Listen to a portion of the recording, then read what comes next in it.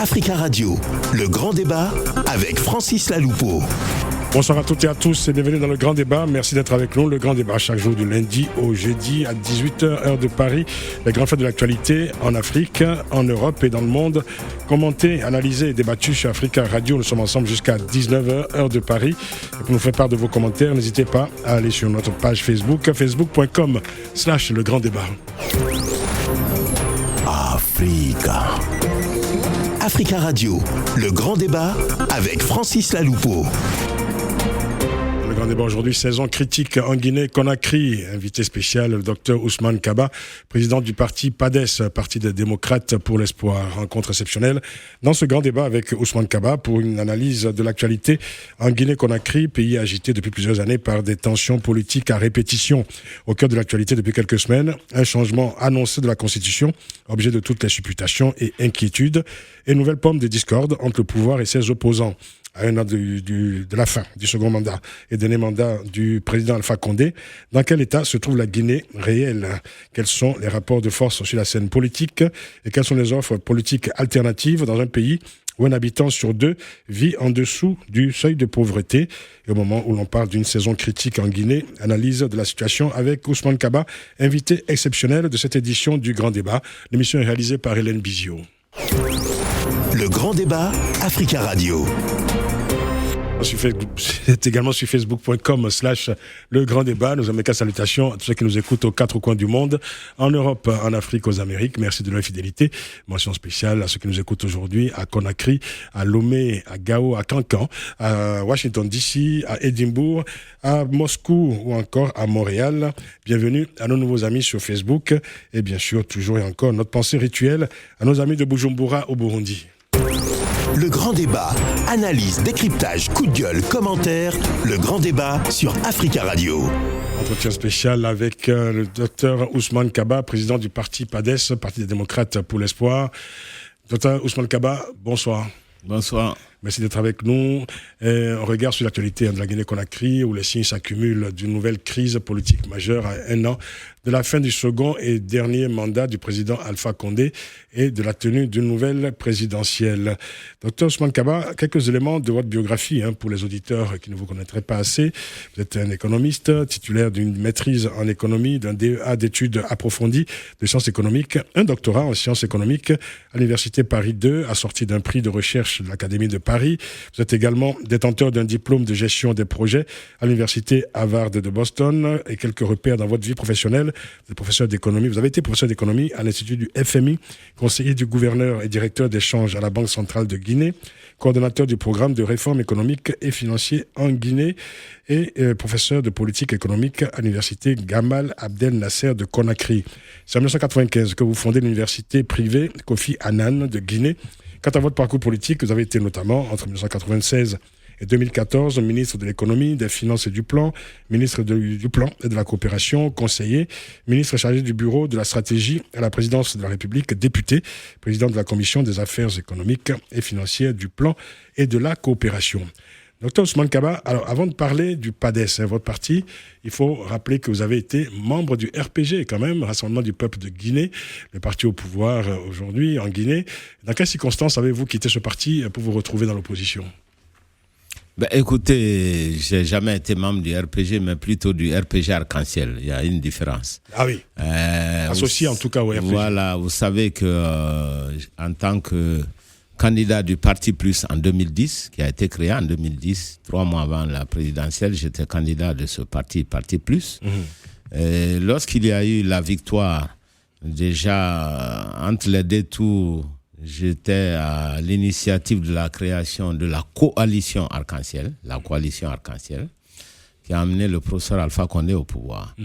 2 ans après, en 2012, nous avons créé ensemble le RPG Arc-en-Ciel, différent du RPG donc, qui a été dissous.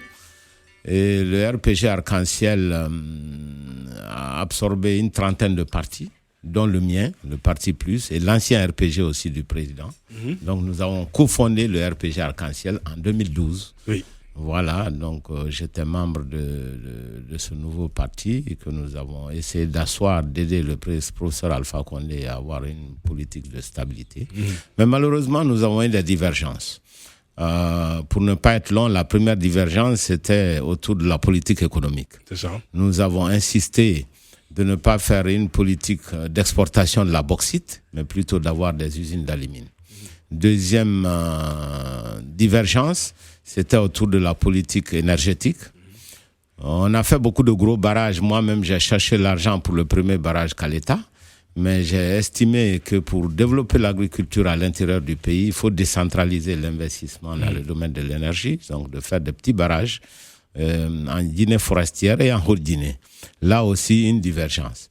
Troisième divergence, celle-là, c'était purement en politique, lorsque le chef de l'État s'est mis à indexer une ethnie, et notamment l'ethnie malinké en 2016. Nous avons écrit une lettre de protestation pour dire que ça, ce n'est pas une bonne chose pour un président de la République et que ça peut être à l'origine d'une guerre civile. On ne peut pas stigmatiser une ethnie de la part d'un président de la République. C'est ça. Et là, c'était vraiment le divorce. C'est comme ça qu'on s'est séparés. Vous avez déclaré, Dr Ousmane Kaba, en juillet 2018 aux journalistes de Libre Opinion Guinée, à propos justement de vos rapports avec Alpha Condé, vous avez déclaré ceci, je vous cite, « Entre moi et mon grand frère, le président Alpha Condé, il n'y a pas de problème, c'est une guerre d'idées qui nous oppose. La façon dont il veut que le pays fonctionne ne me convient pas, mais si nous nous mettons d'accord sur ce point, il n'y a plus de problème. » Fin de citation. Alors j'ai envie de vous demander, est-ce que vous pouvez encore vous mettre d'accord avec lui ? Je ne pense pas, pour une raison très simple. C'est que nous avons eu des divergences pendant assez longtemps et qu'il est à la fin de son deuxième et dernier mandat. Donc il n'y a même plus d'utilité à se mettre ensemble, puisque pratiquement il a gouverné comme il le veut et on a à la fin de son deuxième et dernier mandat. Donc il doit aller en 2020. Je pense que ce n'est plus la peine. C'est la raison pour laquelle d'ailleurs le dernier gouvernement, lorsqu'on m'a sollicité pour être ministre des Finances, j'ai refusé parce qu'il posait comme condition de dissoudre encore de nouveau le parti PADES. J'ai trouvé que c'était trop et que la dissolution des partis n'est pas une politique. Oui. Alors, voilà. Un mot sur votre parti justement, Dr Ousmane Kaba. Quel peut être l'apport d'un parti comme le vôtre dans un pays où un Guinéen sur deux vit en dessous du seuil de pauvreté et où seulement à peine 25% de la population a accès à l'électricité? Justement, c'est le gros défi que nous devons relever. Malheureusement, j'ai près d'une trentaine d'années d'expérience d'économiste et je suis arrivé à la conclusion que les conseils des économistes ne sont pas exécutés malheureusement et que les décisions de politique économique sont toujours prises par des hommes politiques et non par les autant qu'un économiste aille au pouvoir, c'est ça? Voilà, et non par les technocrates. Donc c'est fort de ce constat que je me suis résolu à faire de la politique, donc à créer un parti politique et à essayer de conquérir le pouvoir afin finalement de faire la bonne politique économique, parce que je trouve que c'est scandaleux. Alors quelle est la bonne politique économique? Écoutez, c'est scandaleux qu'un pays comme la Guinée, qui a tous les potentiels et qui n'arrive pas du tout à sortir de la pauvreté, je pense que c'est vraiment dommage. Et c'est vraiment ma motivation profonde, c'est sortir la Guinée de cette pauvreté. Mais quel modèle économique vous proposez pour la Guinée, par exemple? Écoutez, parce qu'on a déjà vu sous d'autres cieux des économistes arriver au pouvoir et on a l'impression aujourd'hui que c'est le tout libéral finalement, enfin que tout le monde s'est converti au tout libéral, ce qui forcément dans les pays africains n'apporte pas les réponses sociales au plus grand nombre de la population. Non, je pense que vous avez tort. Vous savez, le XXe siècle est un siècle qui a été riche d'expérience. Si vous regardez ce XXe siècle, la moitié de l'humanité a fait la politique marxiste, sociale. Et le socialisme marxiste, ça n'a pas marché. La moitié de l'humanité. Donc nous savons très bien ce qui marche en économie et ce qui ne marche pas. Est-ce qu'il faut moins ou plus d'État? Donc c'est ceux qui... Non, il faut moins d'État. Ah oui, il faut moins d'État à condition, nous au PADES on a choisi le libéralisme, mais un libéralisme social. Ça veut dire qu'il faut libérer les énergies créatrices des différents individus, des entreprises, etc., parce que c'est la base de la production, mais en même temps, il faut être sensible aux couches les plus vulnérables de la société. Nous savons le faire. Depuis le 20e, 21e siècle, je vous assure que les économistes savent faire des mixtes où on a en même temps un libéralisme, mais aussi un libéralisme qui est social, qui prend en compte les couches les plus défavorisées. Je pense que c'est notre voie et ce n'est pas du tout compliqué. Ça vient de l'histoire, ça vient de l'économique.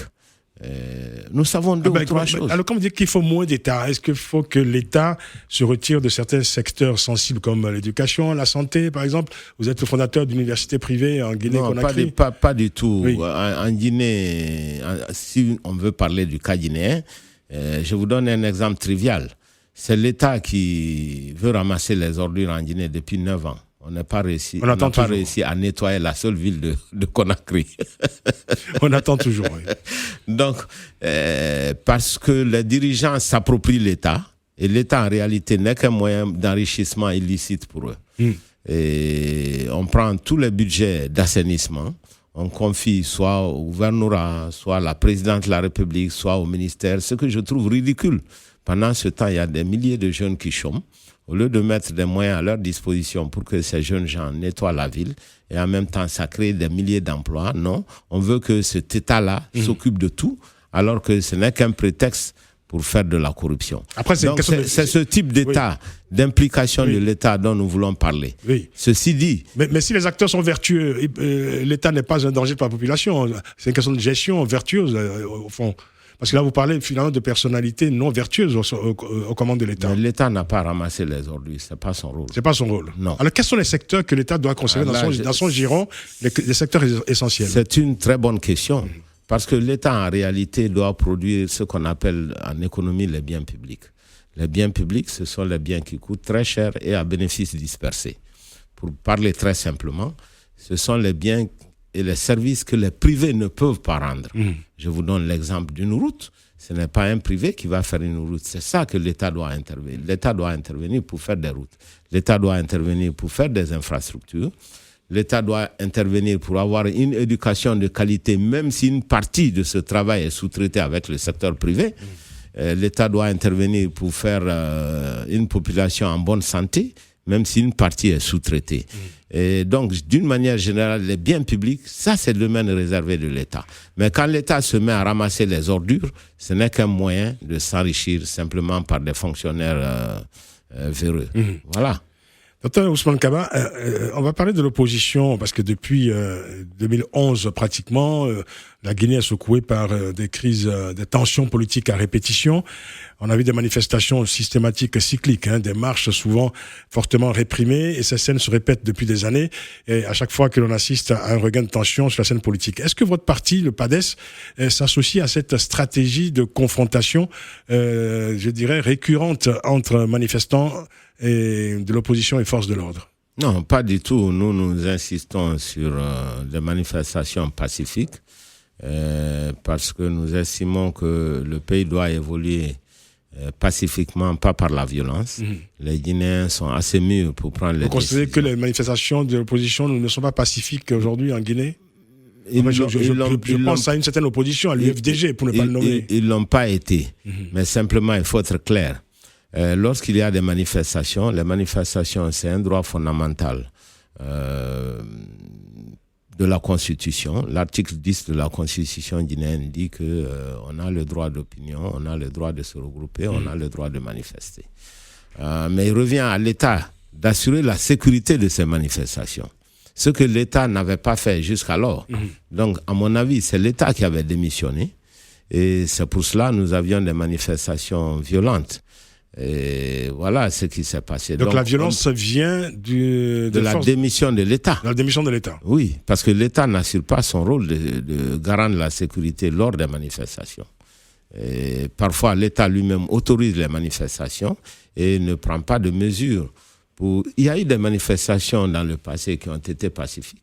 Et il avait suffi simplement que l'État prenne son rôle à cœur et qu'on entoure ces manifestations, elles seront pacifiques. Mais j'ai bien l'impression que tout ça s'est fait exprès pour pouvoir museler l'opposition et empêcher toute forme de manifestation, parce qu'actuellement, les manifestations sont interdites. C'est qu'il y a une violation de la Constitution.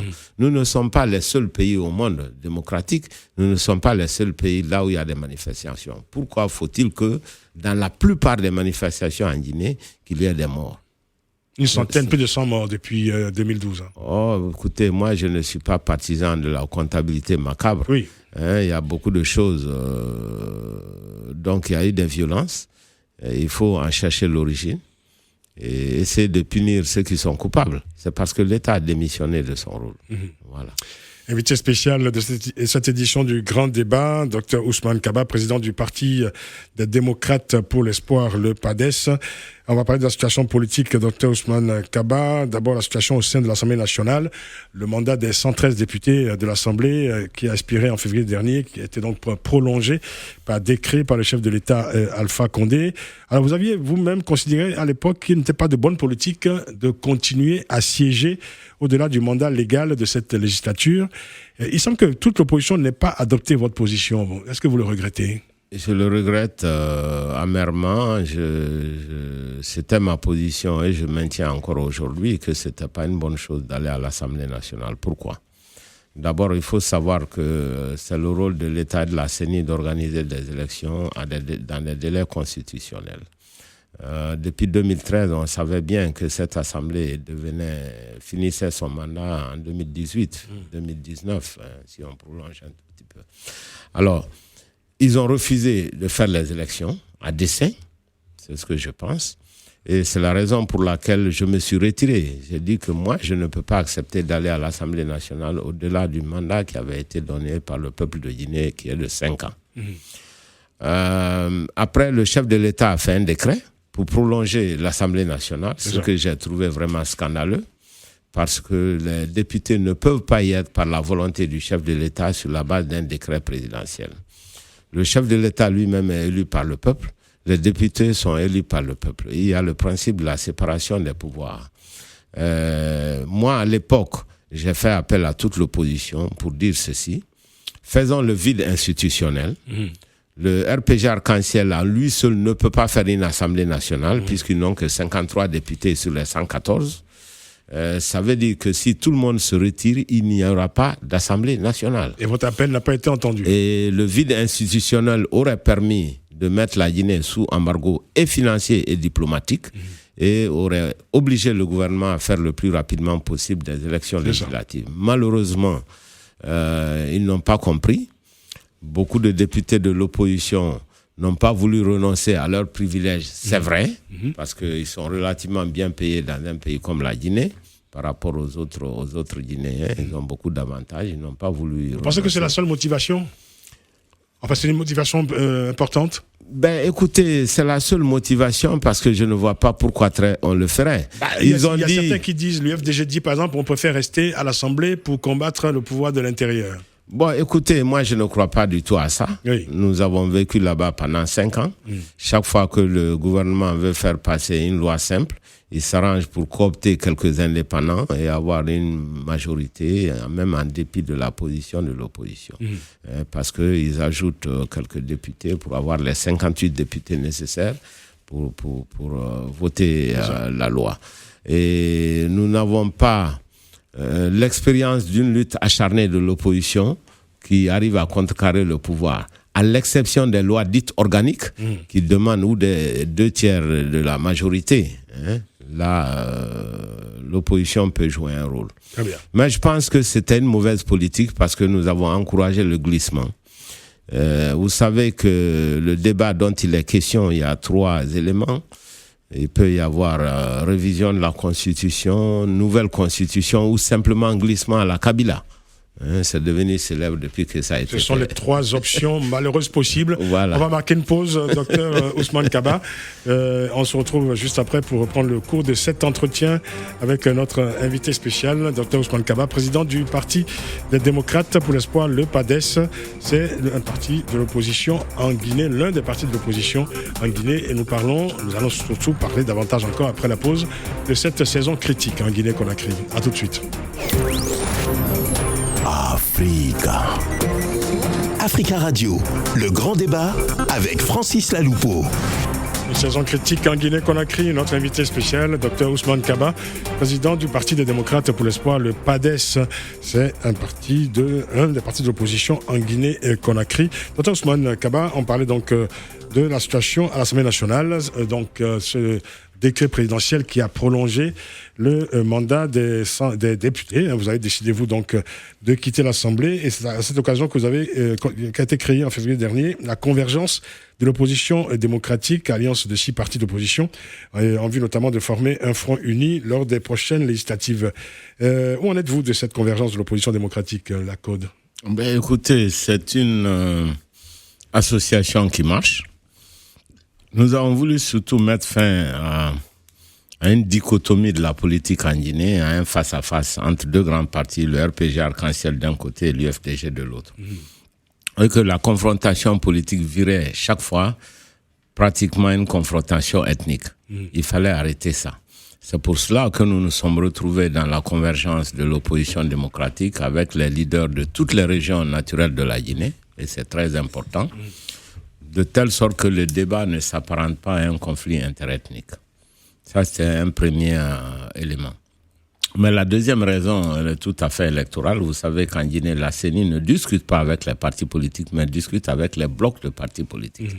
Donc, pour pouvoir participer à ces discussions avec la Commission nationale électorale indépendante, nous avons formé ce bloc et nous avons déjà commencé les discussions. Ça, c'est très important. J'aimerais revenir un instant quand même sur votre décision de ne plus continuer à siéger à l'Assemblée nationale, parce qu'on en parlait il y a quelques jours, ici dans le studio, avec Cellou Dalein Diallo, le président de l'UFDG, et qui nous a dit voilà, que lui n'est pas parti de l'Assemblée, évidemment son parti y reste, et que vous avez été le seul à avoir quitté votre siège de député. Qu'est-ce que vous lui répondez ?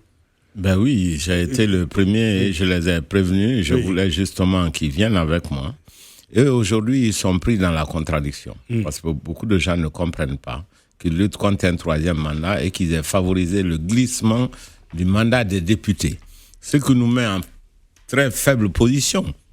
Lorsque le président de la République, si jamais il décide de glisser son mandat en 2020, je crois qu'ils seront très gênés dans leur position puisqu'ils n'ont pas voulu accepter l'alternance pour eux-mêmes. Quels sont vos rapports avec Cellou Dalein Diallo qui détient le statut de chef de file de l'opposition ?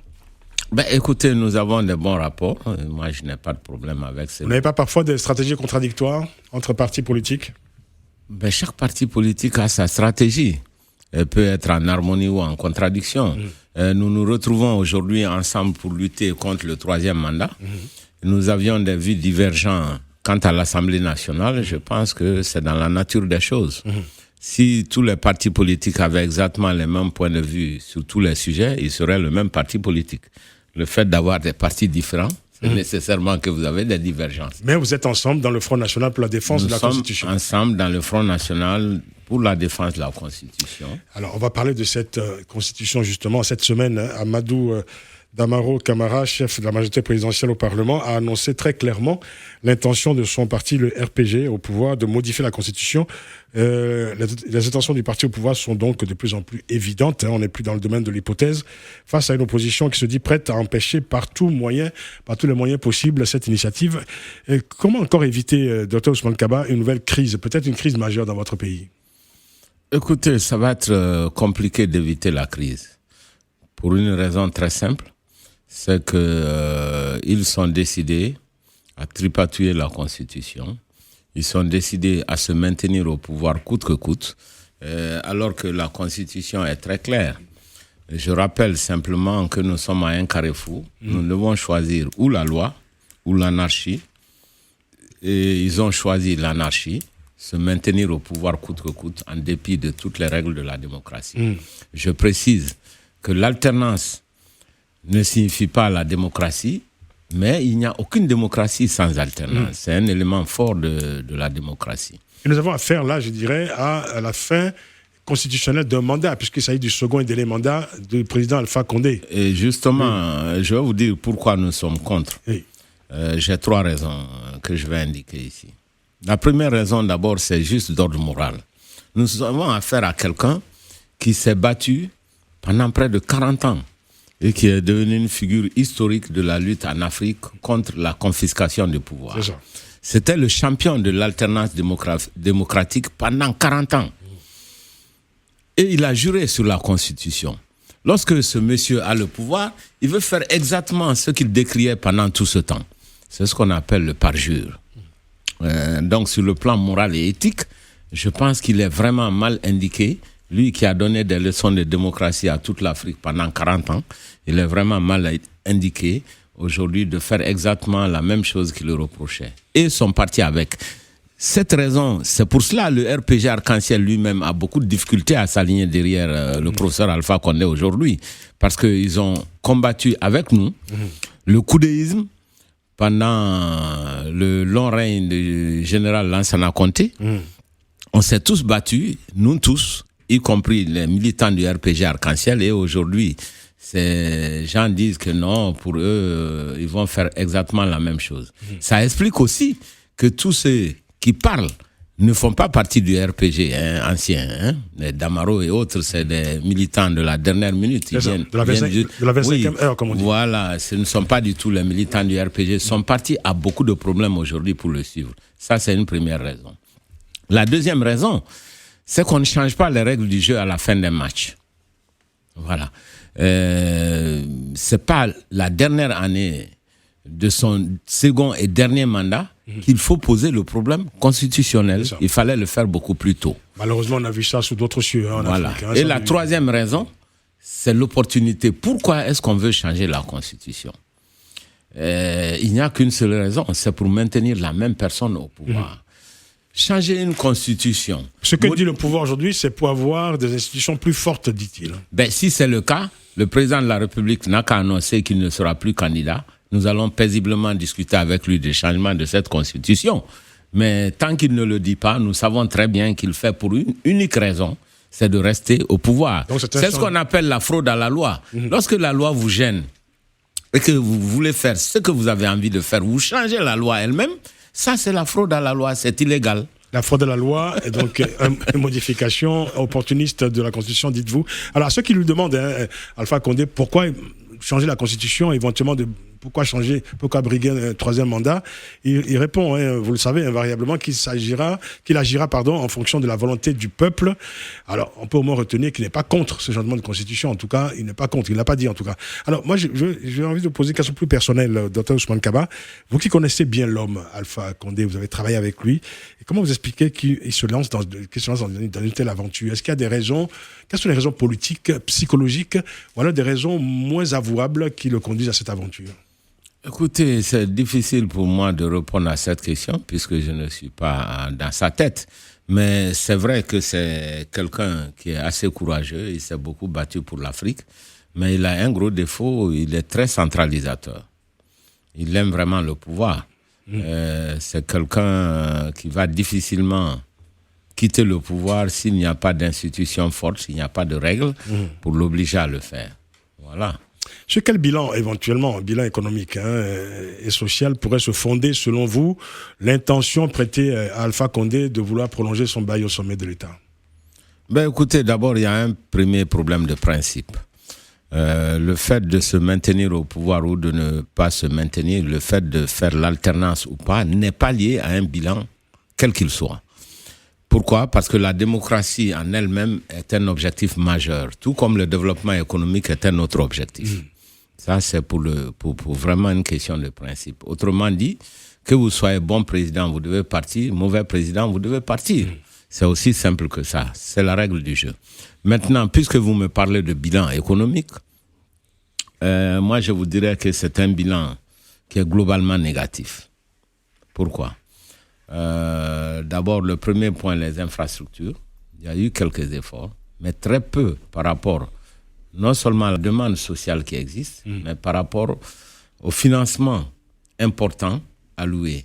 Je vous donne un seul exemple, c'est l'électricité. Dans notre pays, nous avons dépensé, le gouvernement a dépensé plus de 3 milliards de dollars pendant ces 9 années.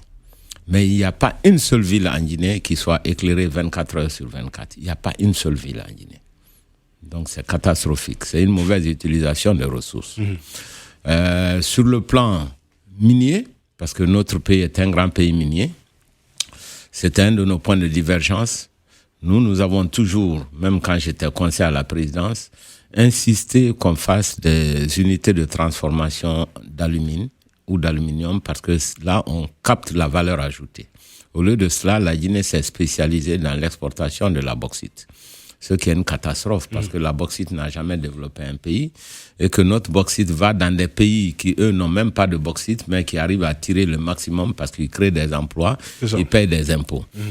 Et parlant de l'industrie bauxitique, je vais vous donner un exemple qui montre un peu la mauvaise gouvernance dans le secteur. Il y a une nouvelle société qui fait 42 millions de tonnes, la société minière de Bokeh, SMB, 42 millions de tonnes. Pour vous donner une idée, c'est 3 fois CBG, la plus grosse entreprise de bauxite de Guinée, qui existe depuis 1963. 3 fois. La contribution de CBG, c'est aux alentours de 150 millions de dollars par an. Et vous verrez dans le budget de 2019, taxe à l'exportation de SMB 0. Toutes ces entreprises ne payent absolument rien à l'État. C'est véritablement là qu'il y a le scandale. La Guinée est détruite. Sur le plan environnemental, c'est une catastrophe. En termes d'emploi, il y a très peu d'emplois. C'est des chauffeurs, puisque c'est la bauxite rouge. C'est des chauffeurs et quelques mécaniciens qu'on embauche. Mais en face de ça, vous avez des dizaines de villages qui sont déplacés, les rivières qui sont taries, les terres cultivables qui deviennent rares. Donc vous avez des milliers de personnes qui retombent dans une plus grande pauvreté des villageois. Et on ne les comptabilise pas, on dit qu'on a créé des emplois. Si vous deviez citer un seul point positif de ces 2 mandats, qu'est-ce que vous citeriez comme exemple? Écoutez, comme je l'ai dit, il y a eu des efforts dans l'énergie, mais ce n'est pas suffisant et l'argent a été mal utilisé. Est-ce qu'il y a, par exemple, un point positif achevé?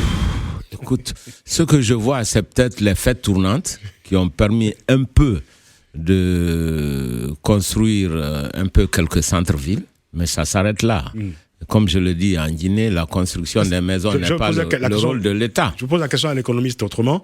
Est-ce que les Guinéens vivent mieux aujourd'hui qu'en 2011? Je vous dis non.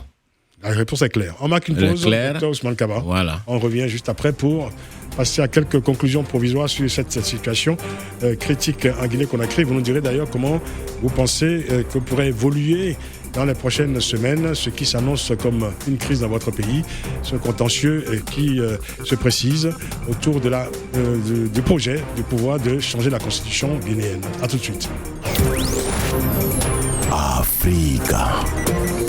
Africa Radio, le grand débat avec Francis Laloupeau. Notre invité spécial, Dr Ousmane Kaba, président du Parti des démocrates pour l'espoir. Nous parlons de la Guinée. Rencontre exceptionnelle dans cette édition avec Dr Ousmane Kaba pour une analyse de l'actualité en Guinée-Conakry, pays agité en ce moment par ce qu'on pourrait qualifier du syndrome du 3e mandat. En tout cas, c'est l'intention que l'on prête au président Alpha Condé, qui arrive l'année prochaine au terme de son second et dernier mandat en principe. C'est dans ce contexte, Dr Ousmane Kaba, que le siège de votre parti a été attaqué et saccagé fin avril. Ça s'est passé à Kankan, deuxième ville du pays et bastion du parti au pouvoir. Des partisans du pouvoir s'en étaient pris à quelques membres du Front pour la défense de la Constitution, justement. Alors, que nous disent ces événements sur la situation sécuritaire dans le pays? Est-ce qu'on peut aujourd'hui craindre, je dirais, une montée de violence dans ce contexte? Écoutez, la violence de quelques responsables du RPG montre simplement la faiblesse du parti dans ce qui était réputé être son fief avant l'arrivée du PADES. La vérité est qu'aujourd'hui, le PADES a pris une bonne partie de la Haute-Guinée. Les prochaines élections vont nous le démontrer. Et ils se sentent en état d'infériorité. En réalité, il ne s'agit pas des militants du RPG Arc-en-Ciel parce qu'il n'y a pas eu d'appel à manifestation de leur côté. C'est plutôt quelques responsables véreux qui sont allés chercher des loupards, qui les ont habillés avec les t-shirts du RPG et qui sont venus saccager le siège du PADES avant même le début de la manifestation. C'était à 7h du matin, donc trop tôt. C'est les premiers responsables qui étaient là-bas à notre siège du Front National de Défense de la Constitution. Quelles sont les suites qui ont été données à ces événements? Suite judiciaire, par exemple? Oui, il y a une suite judiciaire. Nous avons déposé une plainte, non seulement au nom du PADES, mais une autre plainte au nom du Front National de Défense de la Constitution, parce que je rappelle que 2 responsables de Lansana Kouyaté ont été tabassés, le siège du PADES a été vandalisé, 2 ordinateurs ont été volés, la porte a été cassée. Voilà, donc on est au tribunal. Est-ce que vous craignez la multiplication de ces événements au cours des prochaines semaines, prochains mois? Non, je ne pense pas. parce qu'il y a une réaction vigoureuse de l'opinion qui est vraiment très défavorable. Même les militants du RPG, tout le monde a condamné cet acte.